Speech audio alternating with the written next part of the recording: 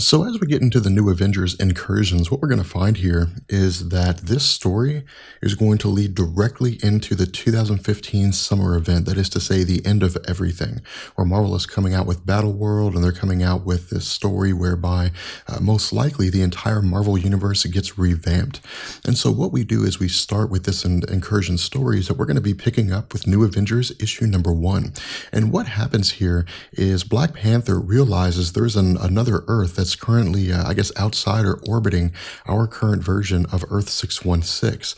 And so while he's looking at this alongside several others that are part of his clan, he realizes that there are some other individuals who are coming down, who are arriving from this alternate Earth onto the main Earth 616. And what this woman does is she speaks a language to the other men that she's with that we can't understand, and she summons a device from them. Now, Black Panther realizes that the language this woman is speaking is High Sumerian, and this is a language that has not been spoken on Earth since 2000 AD. And so either this race is a very, very old race that's maybe returning to the planet Earth, or they're from an alternate reality whereby this language is still spoken. But the fact remains that Black Panther approaches this woman and begins talking to her. And what she does is identify herself as a woman named Black Swan, and she reveals to Black Panther that she can in fact speak English. And so Black Panther asks her if this planet orbiting the alternate Earth, or this alternate Earth orbiting the main Earth 616 planet Earth, is her doing, if she is the reason why this has happened. But what she says here is that no, that she is not the person that summoned an incursion, and that a person cannot simply summon an incursion. They cannot cause an incursion to happen, that the incursions simply just happen on their own. And she references a person named Raboom Alal. Now, this is going to be very important, and the reason why is because what we're going to find over the course of this incursions discussion over the next 4 videos is that Raboom Alal is effectively going to be the reason behind why all this has happened. And so what happens here is that Black Swan asks Black Panther if she was here to destroy a world, would he stop her? And he says yes. He says he would do a lot more than stop her, and he immediately begins the process of trying to attack them. But before he's actually able to do anything, she informs her henchmen to kill everybody. And so what happens is they use their weapons to immediately start unloading on Black Panther as well as the rest of his clan. Now, over the course of this, Black Panther and his clan are injured in such a way to where Black Panther is the only survivor and the rest of his clan die.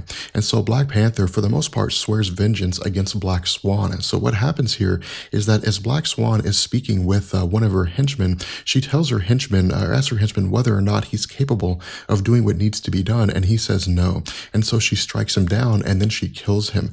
And Black Panther, at the same time, begins assaulting the rest of her henchmen and effectively kills them all, leaving Black Swan the only person left alive. And so what happens here is Black Swan uses this device to destroy the alternate Earth, and this leaves Black Swan left at the hands of being a prisoner for Black Panther, which of course he takes her into custody and takes the device into custody as well. And it's at this point, at the end of the story, that Black Panther calls together the Illuminati for the purpose of trying to figure out what's going on here. Now, stepping into issue number 2, and with these issues going forward, what we find here is that Reed Richards begins interrogating Black Swan once the Illuminati are called together.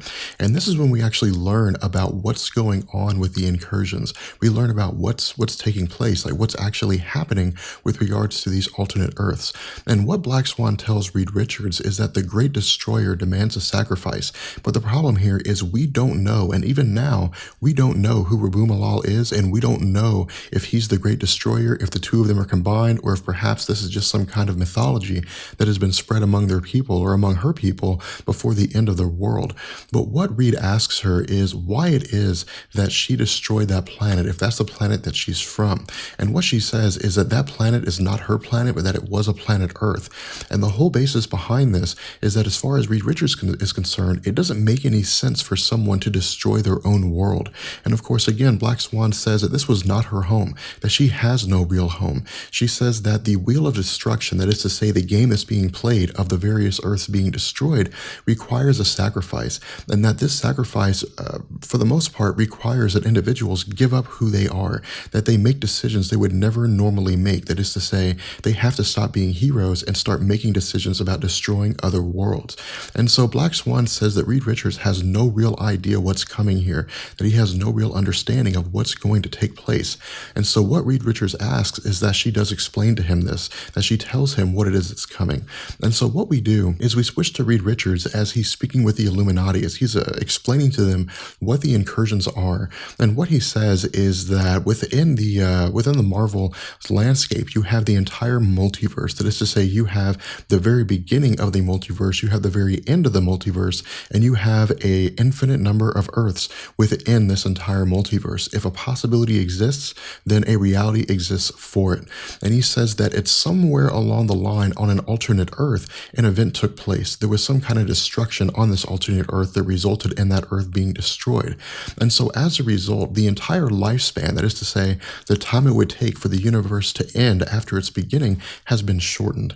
But more so than that, this explosion on this alternate Earth caused the two opposing Earths to collide into one another. And because of that, their entire realities were destroyed. And so what he says is that the incursion is basically the point in which an Earth first appears, when I guess people first become aware of this alternate Earth, when we can physically see it.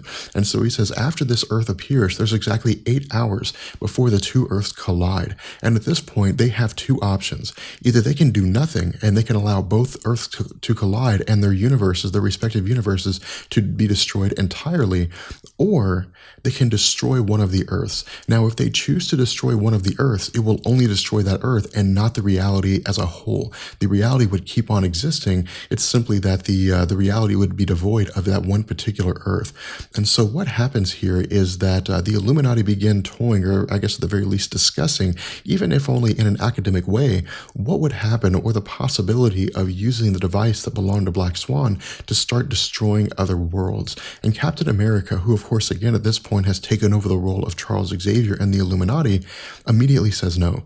He says, this cannot be something that they do, that instead they have other powers at their disposal, namely the Infinity Gauntlet. And so what Doctor Strange says is that they will not be able to use the Infinity Gauntlet. The reason being because they don't know where the Mind Gem is, due to the fact that Charles Xavier has been killed here.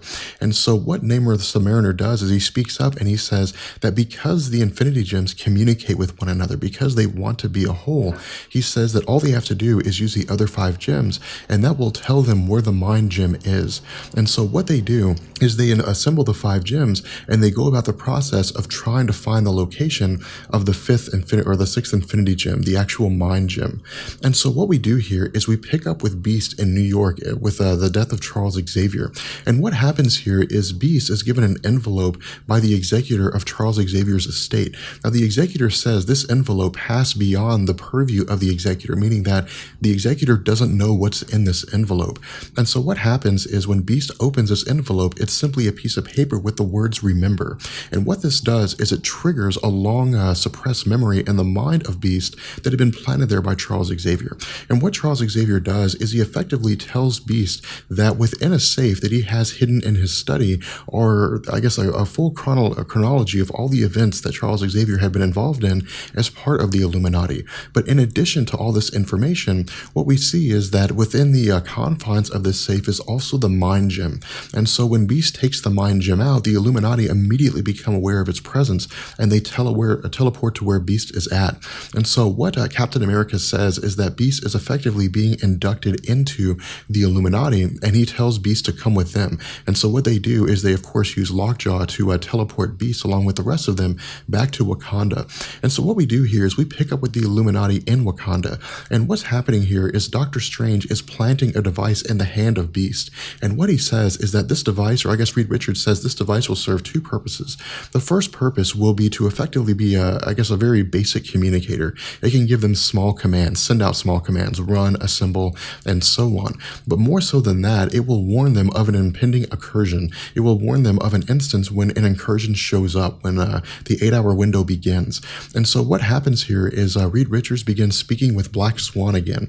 And what he tells Black Swan Swan is that they have a plan. And when Black Swan asks him what their plan is, he says their plan is to use the Infinity Gems, to use the Infinity Gauntlet to push the incoming Earth back into its normal reality so that they don't have to worry about this incursion taking place anymore.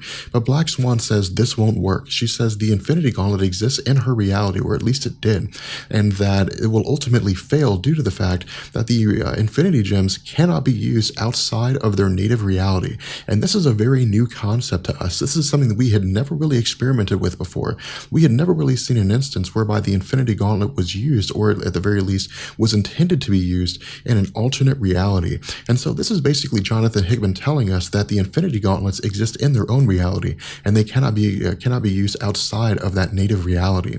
And so what happens here is Reed Richards says that they're going to go through with this plan anyway, because at the very least, it's better than doing nothing. And so what happens is we pick up 4 days later, and 4 days later is the start of another incursion. And what we learn is this incursion is taking place in Pakistan. And so as the Illuminati gather to meet, the plan, of course, is again explained to us that Captain America is going to use the Infinity Gauntlet to push the planet Earth back and to bring an end to this incursion.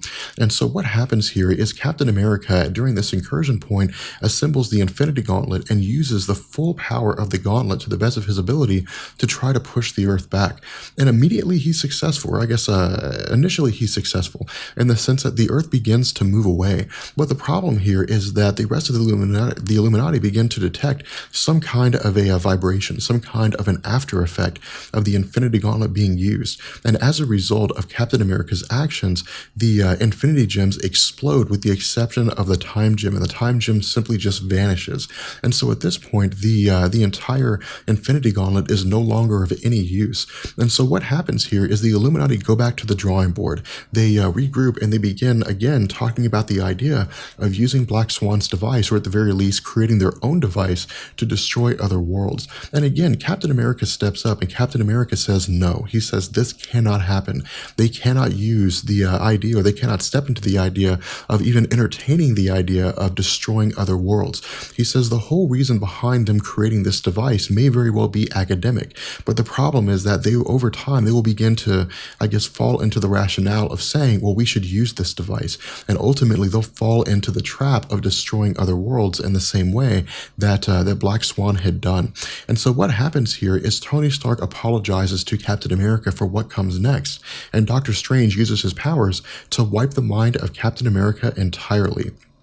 Now, this is a very big moment in the realm of the Incursions, and the reason why is because if you recall our discussion on Original Sin, which takes place after these few initial comics, this is the memory that Captain America recalls when the memories of the Watcher, or everything the Watcher had seen, had been shown to various people within the Marvel Universe. Captain America saw how his mind had been wiped of everything that had taken place regarding the Incursions and the New Avengers at the hands of Doctor Strange. And so what we see here, after the mind of Captain America is wiped, that the Illuminati begin to go about the process of trying to find their own individual ways to bring the Incursions to an end.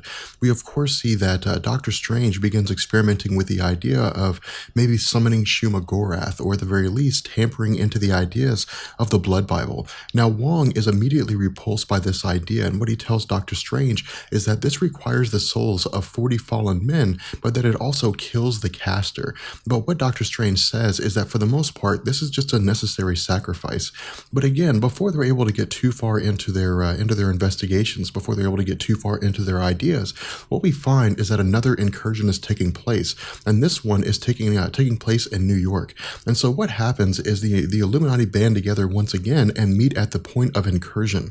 And so what Reed Richards reveals here is that his idea, alongside the idea of Black Panther, was to possibly use the Ultimate Nullifier. But the problem here is that while the Ultimate Nullifier would remove the barrier between this alternate Earth and the main Earth, that it wouldn't actually end the incursion. More so than that, it would also wipe out about 100 square miles of the immediate blast radius, and it would kill the person who was using it. And so what the Illuminati do is they travel to the other world. Now, once they actually arrive on this alternate Earth, what they find here is that Terrax, as he refers to himself, the Enlightened, is the Herald of Galactus, and he's on this Earth alongside Galactus. Now, Galactus Galactus, within the confines of New York, is actually using his powers or using his device to effectively destroy the world. And this is explained by Terrax. What Terrax says is that they are aware of the idea of the incursions. They know the incursions are taking place. And what they decide here is that destroying the planet Earth would effectively, or I guess destroying this Earth would effectively spare their reality. And so they're basically making a sacrifice. Now, initially, the idea of the Illuminati here is to fight Terrax. And this is what they do. What they decide here is they can't simply just allow this world to be killed. They should do what they can to end the incursions while at the same time sparing this planet Earth. And so what they do is they engage in conflict directly with Terrax. Now, from here, we jump to the next issue of the New Avengers. And what we find here is that another incursion kicks up, but this time they find out the incursion is taking place in Latveria.